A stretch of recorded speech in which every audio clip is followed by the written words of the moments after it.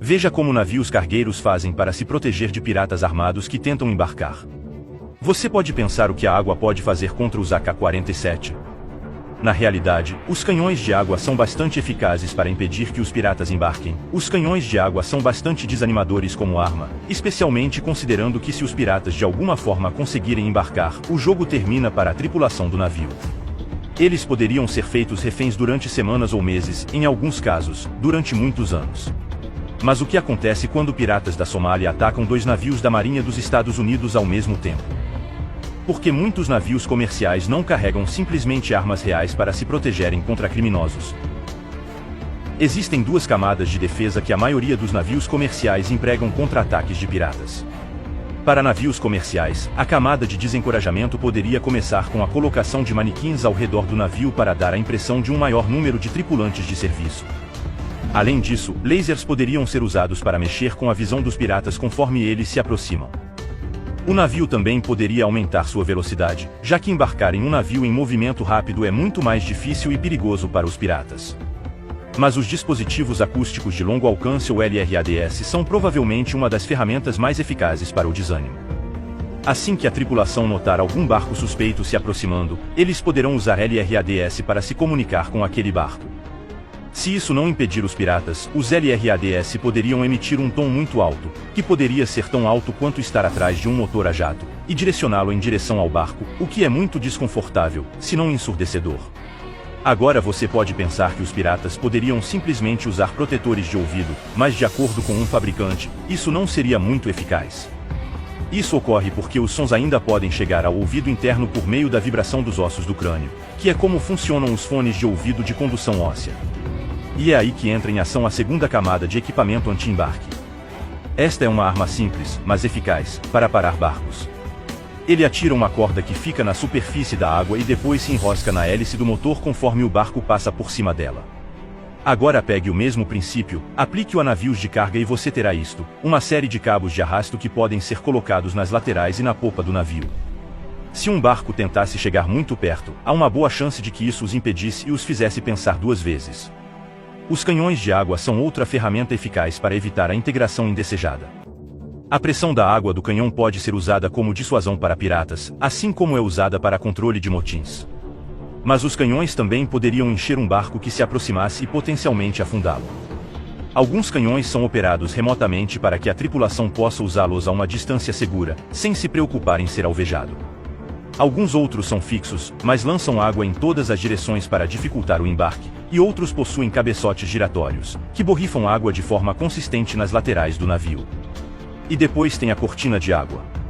Este peso de chumbada especialmente projetado mantém o bico próximo à superfície da água, e o bico restritivo na extremidade garante que a água que sai o faça em alta pressão. Isso faz com que a longa mangueira chicoteie de forma imprevisível e violenta.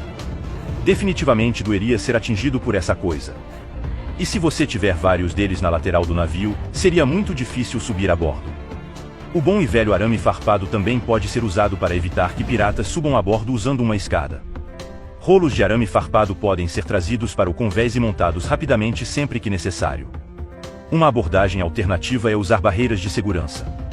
Essas barreiras podem ser simplesmente fixadas nas laterais do navio e manter os piratas afastados, evitando que prendam suas escadas no perímetro do navio. Mesmo com corda, são difíceis de escalar devido ao seu formato e ao vão que criam para o escalador. Todas as medidas anti-abordagem mencionadas foram concebidas para proteger os navios de carga contra os piratas que os abordam em pequenas embarcações. Se tudo mais falhar, a melhor coisa a fazer é a tripulação emitir um pedido de socorro para autoridades, depois desligar o navio e entrar em uma sala segura que não possa ser invadida pelos piratas. Os piratas normalmente não têm capacidade para operar a embarcação, se não puderem fazer ninguém como refém, não terão influência. Provavelmente seriam forçados a partir antes da chegada da marinha ou da guarda costeira. Quando os piratas sequestram um navio, seu objetivo é manter o navio e a tripulação como reféns, até que o resgate seja pago. Um exemplo de destaque disto foi o sequestro, em 2008, do navio de carga ucraniano Faina, por piratas Somália que mantiveram 20 pessoas como reféns no navio durante 4 meses, até receberem $3,2 milhões em resgate, que foram lançados perto do navio. Os piratas deixaram o navio no dia seguinte e os reféns conseguiram sair vivos. No Golfo da Guiné, ocorreu um tipo diferente de ataque. Esses piratas normalmente só iam atrás da carga que estava a bordo e retinham o navio e a tripulação até que a carga fosse transferida. Isso poderia levar até 10 dias, após os quais a embarcação e a tripulação geralmente eram libertadas. É claro que existem maneiras de reduzir as chances de se tornar alvo de piratas.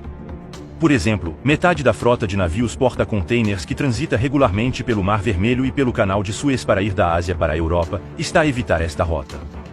Em vez disso, percorrem todo o continente africano, o que acrescenta uma semana à viagem, aumentando os custos de envio e acrescentando atrasos. Aqueles que optam por continuar usando a rota antiga acabam pagando prêmios de seguro mais elevados. Mas não é mais fácil simplesmente armar a tripulação com armas, para que possam se proteger contra ataque? Em teoria sim, mas existem limitações legais e práticas. Em águas internacionais, os navios mercantes são regidos pelos regulamentos estaduais da bandeira que arvoram. Se o estado de bandeira permitir, eles podem portar armas. Mas o problema começa quando esses navios começam a ir de porto em porto e de país em país, onde a posse de armas de fogo é ilegal. Deixando de lado as questões de legalidade, as tripulações do navio estão lá para operar o navio, não para lutar contra piratas. Mas para mim é como pedir aos professores que carreguem armas de fogo no caso de um tiroteio na escola. Eu acho que a maioria dos professores não iria querer isso de